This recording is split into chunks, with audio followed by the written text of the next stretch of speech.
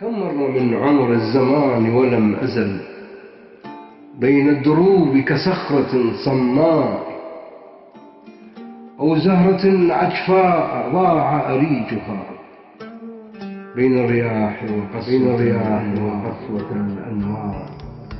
كم مر من عمر الزمان ولم أزل بين الدروب كصخرة صماء أو زهرة عجفاء ضاع أريجها بين الرياح وقسوة الأنوار. أرنو إلى ضعفي وقلة حيلتي وتداخل الأشياء بالأشياء،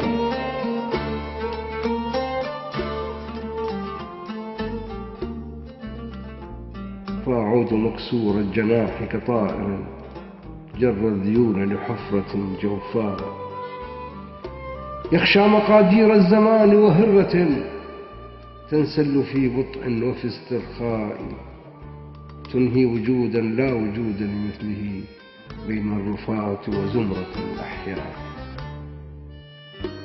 ما بال أحلامي تصارع بعضها كصراع شمع في لهيب ضياء، أعدو وتتبعني الظنون وتدعي أني مدان في أمور نساء، من طلقت أو همشت أو أهملت أو مات فيها وازع لحيائي. كيف الصنيع إذا القلوب تحجرت والران أصبح فوقها كغطاء؟ كيف الفرار ولعنة في داخلي تسري كسم الحية الرخاء؟ لو كان من خير يلوح لناظري لمددت خيطا من خيوط رجائي، وتشبثت روحي بأي وسيلة كي أرتقي للقمة العلياء.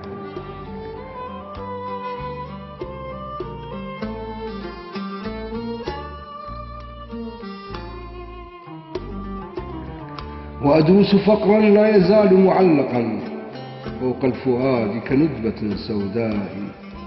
يا أيها الحزن المقيم بداخلي ويغوص كالسكين في أحشائي، ويعطل الفكر السليم بعلة كادت تمزق سائر الأعضاء.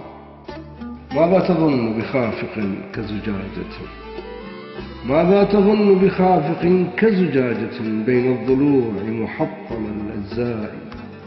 أتراه يحتمل الحياة مع الأسى ويعيش مثل الناس في الأضواء؟ أين الطموح ولهفتي وتعجلي؟ بل أين ذاك الوهج في الظلماء؟ بل أين ذاك الوهج في الظلماء؟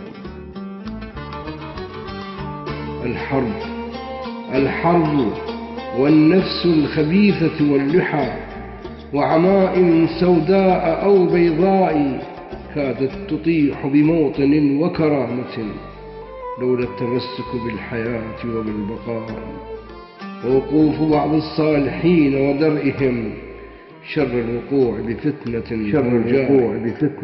هوجاء.